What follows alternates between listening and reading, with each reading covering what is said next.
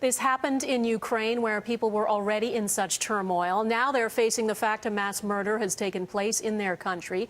Not only that, their enemy in the conflict there, Russia, is blaming Ukraine for shooting down the plane. The Russian media even suggesting it was a failed assassination attempt against Vladimir Putin. Our Mike Armstrong is in Kiev tonight for us. Mike? Well, Donna, none of the victims were from Ukraine. They were all from other countries. But there is a sadness that you feel here immediately.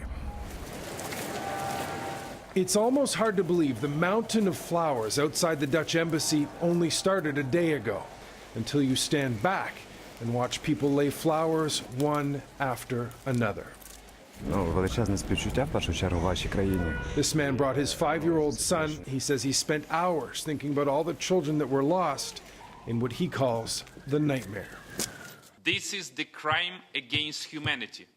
Now, from flowers to finger pointing from the Ukrainian prime minister, Kiev today claimed it has evidence the pro-Russia rebels who shot down the plane are back in Russia. Від російської сторони отримати. The head of the security service demanded the names of the 3 crew members, Russian servicemen, he says, who directly pulled the trigger.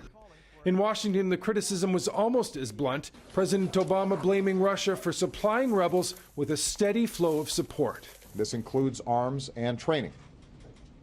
It includes heavy weapons. And it includes anti-aircraft weapons. Now, 27 Australians were lost in MH17. The country's prime minister today is stressing it was not an accident, but a crime. Criminals should not be allowed to get away with what they've done. Now, the reaction from Moscow has been deflection. President Vladimir Putin insisting if there is blame, it goes to Ukraine. He says the tragedy was over Ukrainian territory. If there had not been a civil war, the plane wouldn't have been shot down. The